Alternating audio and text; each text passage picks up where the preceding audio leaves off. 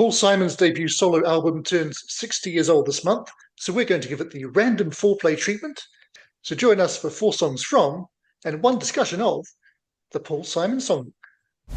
Hey, welcome to Acting is Reacting with me, JSB, actor and lifelong music fan, and once again, my very special guest, Shawn from Reactions to the Classics. Welcome back. You ready for another mad dose of randomness? I am. I can't wait. It's going to be good. It's going to be really good. Fantastic. So those who are wondering what on earth a random foreplay is, and that is a fair question, I think, what will happen is I will put the Paul Simon Songbook on shuffle, and we will choose one song to highlight out of every 3 options that gets offered up to us. So Shawn and I will take picking one of those, and as he has found out before, the choices aren't easy. Sometimes you're stuck with 2 or possibly 3 of your favorites, and other times you're left with the songs you like the least. But either way, a choice has to be made and a song has to be played. That's a nice little rhyme for it, isn't it? That is good Anyway, right there. I call it Russian roulette with more music and less death, usually. But the point of it is that it tends to provoke interesting discussion points and gives us a different way of revisiting some of these old albums. So on that note, before we get into the song selection, let's talk a bit about the album itself. And loaded question here, Shawn, but how did you first encounter this album? I don't even remember. I mean, several years ago, my daughter and I, Mackenzie, back when she used to make videos with me, we reacted to this album. It's the only time I'd ever heard this album until you asked me. Now, obviously, a lot of the songs are on, Simon and Garfunkel, but on future albums or past albums or whatever. But I wasn't real familiar with this album whenever you asked me to do it, so I've had to revisit it. But yeah, I mean, it's not something I've spun a lot, JSB, or know a lot. What about you? No, well, I suspect in somewhat of a unique position with this album because it is fairly obscure even now. It's been out on CD for over 20 years, but even so, uh, I suspect a lot of Paul Simon fans still don't even know that it exists. Right. And certainly those who are Simon and Garfunkel fans and do know some of Paul's solo stuff, but they wouldn't really have any idea that he made this album in the period that he did. But for me, it's always been part and parcel because I grew up in a household that had this album, Sounds of Silence, and Parsley, Sage, Rosemary, and Thyme, which are the 2 albums that a lot of these songs got re-recorded on back when he reconnected with that, shall we say, slightly taller colleague of his. Uh, Yes. and so I've always known both versions of these songs and generally prefer the ones found on this album. But I do understand that those, and it's most people who come to this album, come many, many decades after being familiar with the other versions. And so to them, this sounds weird because it is so stripped back. It's literally just Paul and his guitar. And uh, on one occasion, his foot stamping along with it is the only other sound Yeah. that you ever hear. Yeah, and So, I was this. It was April of 2021 when Mackenzie and I did this for you, by the way. But like, it was that long oh, ago. was that for me? I thought it must have been for one of your sexiest patrons, but I couldn't think who it was. Well, it was. You got it right. Yeah, you got it right. So for me, obviously, I'm very familiar with Yeah. everything, all 3 albums, like I say. But I guess for you, even the Simon and Garfunkel albums, you're not overly familiar with. Is that a fair assessment? Yeah, that's a very fair assessment. I've run them. I've reacted to one of them. So I mean, I've come in contact with them in different places. I enjoy them, but no, yeah, I'm not some great Simon and Garfunkel fan. I think Paul Simon's a great writer. I see people put him on the level of Bob Dylan. I think that's certifiably insane. But if you're watching this video, you probably don't think it is. And when I revisited this album, the first time I listened to it, I wasn't like studying it. I just put in the AirPods and listened to it, and I thought, man, this isn't as good as I remember it being. But then when I listened to it like 3, 4 more times, I'm like, oh yeah, no, man, this is really good. So that's kind of so my experience with this is very, very novice. Well, that will make a hopefully interesting contrast as Yeah. we go through it. And if you need help choosing your selections, then feel free to ask my advice and we'll see how we go. But otherwise, I don't want you to be under any pressure. You just pick what you want, basically. But if we end this video without having heard the sound of silence, something's gone wrong.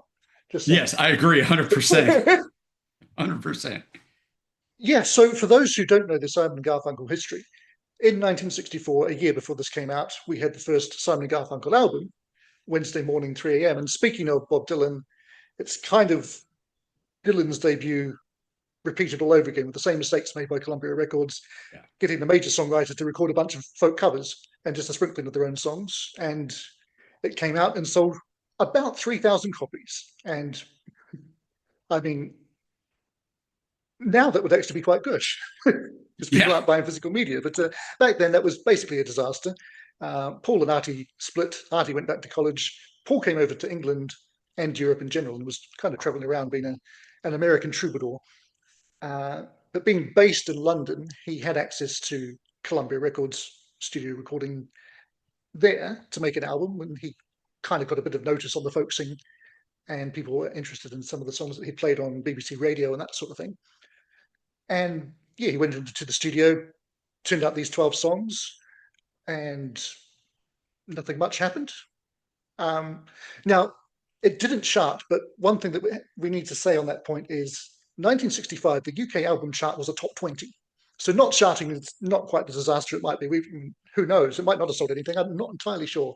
It sold well enough for it to be given a New Zealand release, which is how it came to be in my mum's collection, obviously. So it can't have been a complete write-off. But yeah, the UK album chart would slowly expand to a top 30 in early 66 and then to a top 40 later in 66 and then eventually get up to the 100 that it is these days. So yeah, don't take its commercial failure as any sign of an album that wasn't worth hearing. Yeah. But speaking of the music, I hope people listen along with us, but it won't be in the main YouTube video, but there should be a link somewhere hiding away for you to find if you want to listen to the songs with us. So let's kick off with Shawn's first choice. Are you ready? Oh, I'm ready. Excellent. So choice one is going to be out of these three songs. We have got The Side of a Hill, Flowers Never Bend with the Rainfall, or A Most Peculiar Man. I really have no idea what you're going to choose from those. Do you? uh, let's go with The Side of a Hill. Fine choice. And that is actually the choice I would have made. So well done. All right. For those who don't know, this is one of the few songs on this album that wasn't fully re-recorded by Simon and Garfunkel, Yeah. but some of its lines were used in the arrangement of Scarborough Fair / Canticles. So you might spot a few familiar lines, even if the rest of the song is largely unfamiliar. But all of these songs are quite short as well. So, right, let's go for it. This is The Side of a Hill.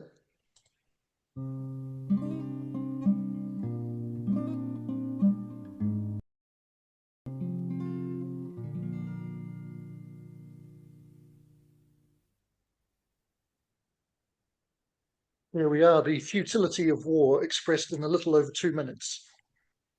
Yeah, so well written. I mean, this does show you, this whole album shows you Simon's brilliance as a writer, but this song in particular is quite powerful for that reason. And, you know, we're just at the beginning stages of the Vietnam War when he's writing this. It'll become much more powerful a few years later, even. But you know, the delivery, the acoustic, the whole album, you know, you get to really dive into the words. It's a singer-songwriter, it's early Dylan, it's acoustic, it's you pulled into the story. So the story better be very good, and it is. Yeah, absolutely. And he's also, I think, quite underrated as an acoustic player. I think Yeah. his guitar work is excellent throughout, and not just on this album, for all of the intervening 60 years as well. Um, I'm kind of surprised that they didn't simply do a full remake of this rather than just picking a line here or there. Well, it would have been perfect because, as I said, the Vietnam War was raging in the late 60s and there were so many songs about it. Yeah, they could have done that and just thrown it on there. And I mean, who knows? Maybe the record company didn't want them to quite go. I don't know. Who knows? But yeah, It's interesting. also one of the two tracks on this album that isn't credited to Paul Simon officially.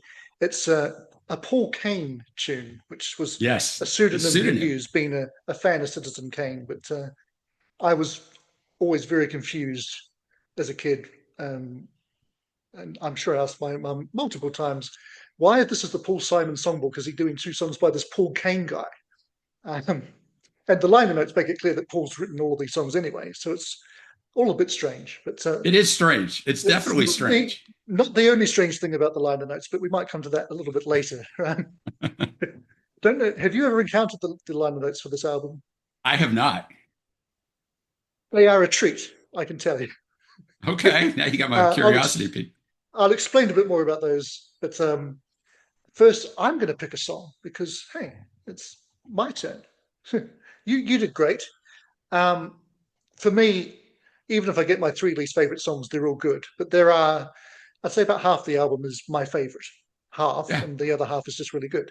Um, so you There's one have, song that's not really good, but we'll get into that later if we have time. But yeah, go ahead. well, I'll be interested to know what you think that is. I'm pretty sure I won't choose it, but you can never tell. So I hope you're playing along at home as well. I mean, obviously, if you don't know the album, you probably wouldn't have chosen that song. Maybe you went with A Most Peculiar Man, which would have been another fine choice. But my choices will be between Leaves That Are Green, April Come She Will, or one that everybody loves saying, A Simple Desultory Philippic, or How I Was Lyndon Johnston into Submission. Um, well, this is good because this group of three has my least favorite in it, but it also has one of my most favorites. And that's the one I'm going to play for us. I'm going to throw it to Shawn to see if he can guess which one it is. Well, I'm going to tell you what, I'm going to guess which one it isn't. And that's a simple desultory philippic. Is that your least favorite? It's not. It's not. Um, Wow. Okay, then. So tell me what you chose, and I'll know what your least favorite is.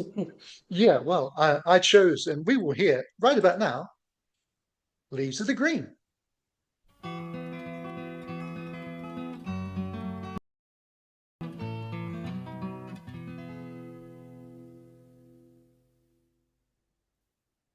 All right. Now that is for me one of the possibly the only song that I can't specifically tell you whether I prefer this version or the Simon and Garfunkel, but it's also the most different arrangement from the Simon and Garfunkel, where you've got the kind of chirpy harpsichord arrangement for that, whereas this is much more melancholy with just the stripped back guitar, um, which I think suits the lyric perfectly. But it's one where I really do like both versions. I mean, I actually like both versions of all of these, but I just prefer these ones as a rule. So how do you find this? Yeah, I was going to say exactly what you said. I think with the lyric, just the acoustic and drawn back arrangement fits perfectly because it's an emotional song. So you don't need anything else to it. You just need to get lost in it. No, I think it's a really good song. I think side one is pretty much fire, like song after song. So yeah, I thought that was a good choice. Yeah, so obviously you're wondering, well, you know now what my least favorite is, and it is April Come She Will, because it's basically just a children's nursery rhyme thing. And when I was a kid, if you put anything like a nursery rhyme on an album, I'd say, oh, that's childish. I don't want to listen to I get that. that. That makes sense. Yeah. Yeah, that makes sense. I can appreciate it strangely more now, but Yeah, it's got all that baggage from my past, so it will never be a favorite. totally get it. Uh, Got songs that but way for me too. I think this has one of the best opening lines of a song ever, and Billy Bragg obviously thought so as well, given that he lifted it wholesale for New England. Um, and of course, the line doesn't really make sense because I was 21 years when I wrote the song. I'm 22 now, but I won't be for long. Hang on, when did you write that line? Yeah, yeah, that's true. That's true. But you got to get to the next line. Time hurries on. It just letting you know you better watch out because you're going to wake up one day and this thing is going to be you're going to be 54. Well, who do you know who's 54? Surely nobody who's on this Zoom call. No, of course not. Of course not. But I think if anyone here is listening to these songs for the first time, then that will be a strong contender for a stark contrast to anything that they've heard before. Yeah, And this speaks to why some people see this album as a bit of a demo-y sound, because it's not very well recorded, let's be honest. It's got two people credited on production, which I assume means one of them put the microphone in and one person brought his stool in for him. I don't really know what exactly they did. but he was just there playing the songs that he played in clubs at the time. And as a result, of course, every song ends properly, which is a big bugbear of mine, as we know. No fade outs to be found But it's because, part of the charm of the album, and I think why it works because it isn't highly produced. You feel like you're just there yeah, with him and he's singing to you. absolutely. But yeah, I can understand some finding that a bit unnerving, especially when it's new to them compared to what they're used to from Paul, Yeah. who, of course, would go all in on production not too long after this, to be fair. And it's Um, probably part of the reason, I mean, mainly because it's written and he didn't like a lot of the songs in retrospect that he wrote, to Kathy at the time. But, it was released in the US for a couple days in 1969. And he didn't know it was going to be released. And then he threw a fit and they recalled it. So if anybody out there watching this has the original 1969 release, it's probably worth some money. yeah, well, I think even the copy that we had was worth some money, but I would unfortunately, imagine. we don't have all of our records have disappeared now. So if somebody found that in a Salvation Army shop in Auckland somewhere, pick it up. It might be a great listen, and B, worth some dosh. You mentioned it about how he didn't like some of the songs in retrospect, so that's a good segue back into these liner notes, which they're nuts. And you read this, you have to remember as well that he's at this point in time a nobody. Right. But he comes off sounding very insecure. Um, it starts off with him saying this: "I start with the knowledge that everything I write will turn and laugh at me. You never get used to mocking laughter. I am forever withdrawn and shuffling before my own words. I do have some feeble phrases that I put forward to excuse myself, but that's the way I felt at the time.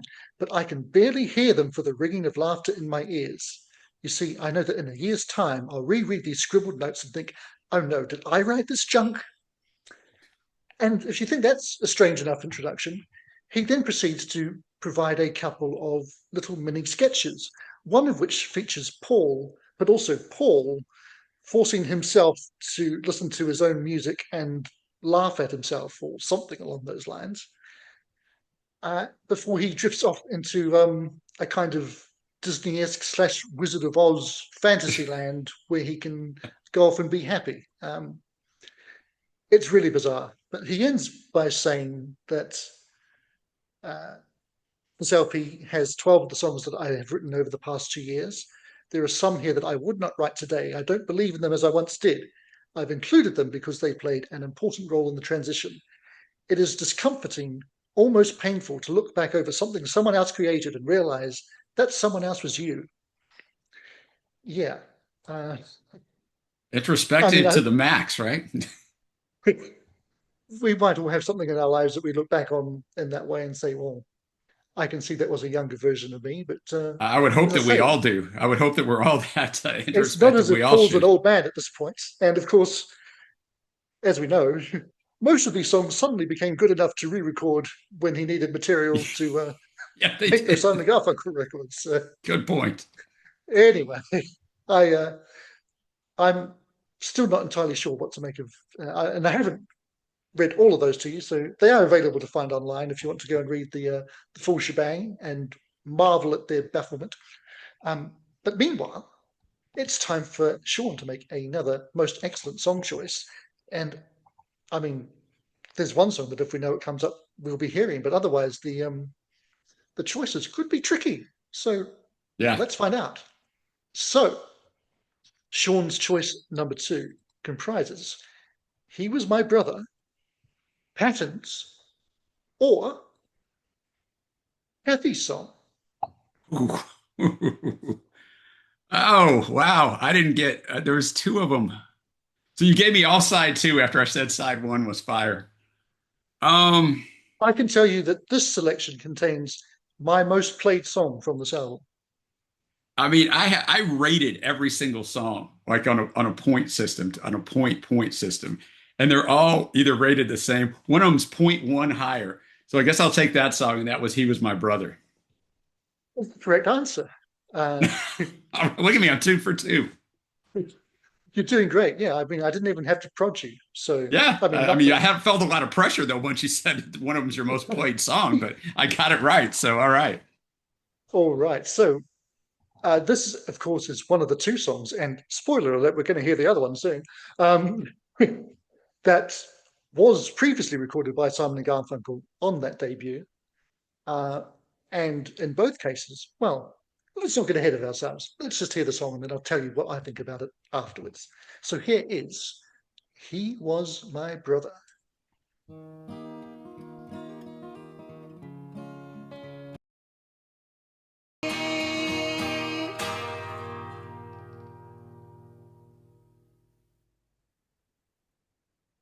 All right.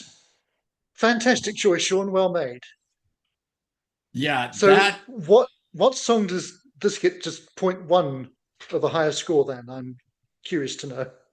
no, just of those other two songs that you gave me when I graded them. But I mean, after listening to it, I guess in this format, just sitting here listening to it, I mean, this might be the best song on this album. I don't know. I mean, besides, of course, what you're going to pick next. Uh, but, his performance on here is absolutely masterful. The way he holds the he in the first word to kind of draw you in. And then in verse 3, when the guy dies, the way he ups the acoustic and gets louder, then he gets softer. And then in the last verse in the middle of that, you feel him get more emotional. He really draws you in. It's a wonderful performance, along with obviously super powerful lyrics. Yeah, absolutely. And this and another of the songs that we're not going to get to, A Church is Burning. Um, Yeah, these were my introduction to the idea of the civil rights movement from a very young age. You'll understand this is right. quite heavy material that I was listening to and asking a lot of questions about. Like, what is he talking about here? Trying to explain that to a 5 or 6 year old was probably quite a difficult thing to do. Yeah, But yeah, I'm sure it was. um, I think it's so powerful. And I mean, I didn't realize at the time that you could have a brother who wasn't actually your biological brother and things like that Right. as well. But I was thinking, I wouldn't mind if my brother got shot. No, sorry, bro, I love you. But yeah, I mean, I think his performance here is spectacular, and there's a couple of changes lyrically, um, just minor changes, but I think they're significant ones from the Simon and Garfunkel version. In that it was originally this town's going to be your burial place, just wherever you happen to be, but it's more specifically here, Mississippi, Yeah. um, which was very pointed. And the song is apparently about someone that Paul knew who did fight and die uh, due to his involvement in the civil rights movement. Well, And it was, of I, course, I'll in jump Mississippi. in real quick and just say I think they did miss. I think he did Mississippi originally because as an American, it would draw you immediately. You wouldn't have to guess what he was talking about if you had. There's no ambiguity. He's talking about the civil rights movement when he says Mississippi. Yeah, No offense to Mississippi, but it is what it is. well, no, exactly. And then just at the end, when he's saying he died so his brothers could be free, he slips in and God, he died. And just that extra word just Yeah. really makes it all the more powerful to me, along with the fact that you haven't got harmonies. I mean, I know everybody loves Simon and Garfunkel for their harmonies, but it doesn't always suit the material. And No, this it is a doesn't song that need I it. don't think it does. No, not at all. So, yeah, that said, fantastic song and fantastic version of it, and fantastic choice. Um, so, we've kind of already spoiled what the final selection is going to be, but I have to go through the motions, so to speak, and find out for sure what it is, and then choose it, and then play it, because it is a pretty loaded selection that I've got left. So It the is. tunes in question are I Am a Rock, A Church is Burning, or, drumroll please, The Sound of Silence. Now, Shawn, I happen to recall from your video with Mac all those years ago that when you first heard this version of the song, you weren't that taken with it. Has anything changed in your recent re-listens? Here's the problem. I mean, yes, a little bit. I mean, the first time I heard it again on the re-listen, I'm like, yeah, no. But the more I listen to it, it's probably one of my 10 favorite songs of all time. And my favorite of S&G is actually the acoustic, ironically enough. And I know almost everyone else loves the electric version. Um, but yeah, I do. It's just such a powerful song that I do have a better feeling about it than whenever Mac and I did record it. So yes, I do have a better feeling. Okay, well, That's good. You won't have to pretend to enjoy it as we listen to it, which we will do in a second. But just because you said that about the electric and acoustic, I actually made a note looking in Spotify, um, and I thought I'd play a little game with you. Roughly, the electric and acoustic versions have a combined stream total of 730 million. Okay. How many of those do you think are each? I would guess, oh golly, let's go about 550 on the electric version. Am I totally off? Totally off. Well, it's because of the 40, sequencing of them though, too. well, maybe, but they're both. No, well, actually, that opens an album and you'd think it would serve it well, but it doesn't at all. Streamers are on your side. Electric, 42 million. Oh wow. Acoustic, 687. Because see, when I ask people, they almost always say the electric version, and I'm like, yeah, I mean, they're both What great. what generation are you talking to? Because I think it's going to be different. I think the younger generation are going for the acoustic. That must be what it. No, I've just over the years when I ask people, because I used to ask people just out of curiosity, and I've asked them on the live stream, I've asked just different people, and they're always like the electric version. I'm like, yeah, I mean, it's good too, but It is, but neither of those versions are the best version of the song. oh wow, And this this version only has 13 million streams on Spotify and is far and away the most streamed song from this album. Um, so if you thought that was a contentious statement, well, first of all, let's hear it and see for ourselves, because the Paul Simon Songbook version of the seminal Sound of Silence sounds like this. Hello.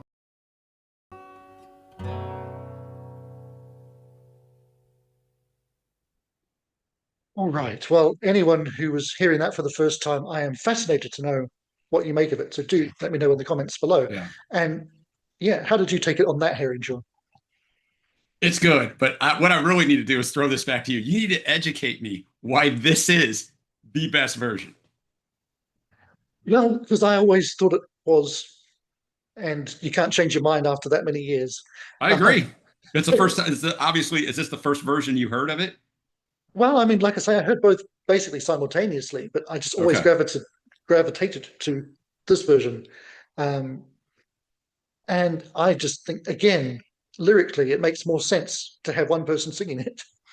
I do Um, agree with that. Sonically, I don't think it sounds quite as good, but lyrically and for the feel of the song, you are correct on that.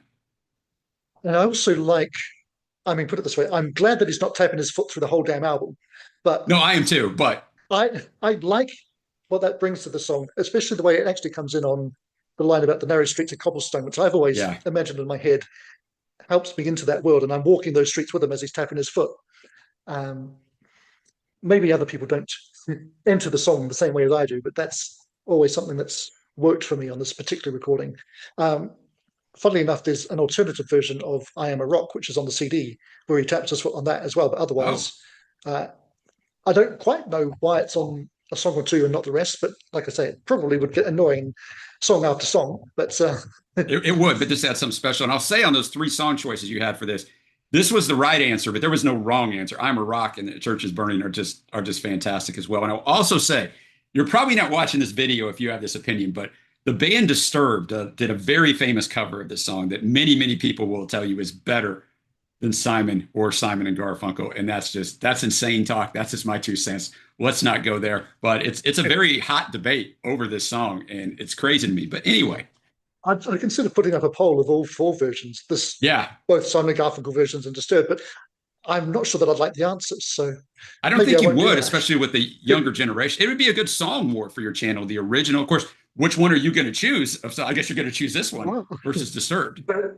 I have to say, Paul obviously agrees with me, which makes him very wise because I've saw him a few times live, and certainly on the final occasion, which was his proper big farewell tour. I know he's been doing some dates recently, but at Hyde Park in front of 65,000 people, he played the song that way, just him and the guitar, and you could hear a pin drop. Yeah. I mean, it's just mesmerizing when it's performed right, and you don't need the bells and whistles for it. Yeah, Uh, I do agree. I can see that. Yeah, I can see that. So, but yeah, like you say, if I Am a Rock or A Church Is Burning had come up uh, in my other choices, then I probably would have gone with either of those over Leaves of the Green. But it's a really strong, those three songs are the opening tracks on the album, and Yeah. it's Yeah. an amazing first three. It doesn't really dip much from there, but it's a super strong opening, I think, to what is probably one of my favorite albums of all time. And I know that's a fairly Wow. unusual uh, thing, but I mean, I guess I've always also, because of this album and the way it was introduced to me, preferred Paul Solo to Simon and Garfunkel overall. And that is, again, not a commonly held opinion, but I mean, his solo career, other than a couple of dips, has been pretty spectacular from start to finish, I think. I don't know. Now, You're see, not I'll really a. jump in there. I don't know any of his solo career besides Graceland. I mean, I know a few songs, but I will, and you're going to be a better judge of this, but like this album, the collection of songwriting, which ironically being called the songbook, the collection of songwriting on here is absolutely top flight. I mean, I'm not going to put you on the spot because you'd have to think about it, but I don't know how many other albums for him where the songwriting is this outstanding start to finish. As we talked about, he's dealing with some serious, serious subjects here. I think he's a pretty consistent songwriter overall. Some albums are weaker than others, Of but course. his first couple after the split with Garfunkel are pretty damn strong. And then the underrated gem after this one in his catalogue is Hearts and Bones from '83, which is one of his least successful albums, but some really, really great songs on there that more people should know. And then Okay. the album after Graceland, Rhythm of the Saints, is also super strong. But by that point, of course, he was working quite differently and getting the rhythm tracks first and then writing the words. It was a very different approach to how he was writing songs at this phase of his career. I mean, at this point, he didn't even know he had a career. So that's the other interesting thing, of course, is True. that he releases this album in August of '65, and we assume it doesn't do much, if anything. And then 4 or 6 weeks later, the Tom Wilson remix of The Sound of Silence is out in America. He doesn't even know. Um, then he's in Denmark playing a gig there, and he picks up a copy of Billboard and Yep. sees it in the charts. I presumably quite low at that point. And then Garfunkel's on the phone to him saying, "It's going up the charts. It's going up the charts." And before you know it, he's been sent a copy, and he's devastated when he hears the electric version because he thinks it's awful. Uh, but then is swiftly back in the States recording a lot of the songs on here in that electric fashion to fit in with the sound of the times. And well, the rest is history, as they say. But just imagine those pre-internet years where you could learn something about yourself by just picking up a magazine in a shop and going, "Wait a second, what's going on?" Yeah, I miss those days. And I will say this too, talking about this stuff, it is unique kind of in music history. There's not a lot of these instances where, as you said, he's not famous. So this is an album he released, not trying to appeal to the public or anything else. It's just a raw, as you read from the liner notes, it's just a raw, here's who I am. And to have that actually still exist out here once somebody becomes super famous, it doesn't happen a whole lot in this kind. It's kind of a unique circumstance. Yeah, absolutely. So yeah, I hope anybody hearing this for the first time is intrigued enough to go and give the rest a listen. And if you are a fan of Paul generally and haven't heard this, I'm fascinated to know your thoughts. But equally, if this album has been in your collection for, well, since the CD came out or even before, then let me know what you think as well. And let us know what your choices would have been, of course. And if we made the right ones, I think we did pretty damn well today, to be honest. There's some that we missed. I would have loved to have A Church Is Burning or I Am a Rock in the mix as well, but you can't have everything. That's the name of the game, quite literally. So if you did think that those choices were a little bit easy, though, um, how about watching one of my old videos and trying to choose between America and American Tune? Or if you'd rather see what this man on my left made of this whole album on his first listen with his daughter, well worth watching, by the way. I'll try and link that below for you as well. But that said, thanks for joining me and Shawn. Thanks for coming back for us. And I will Appreciate it. say bye for now, but not for long. Acting is reacting. This does not mean acting again.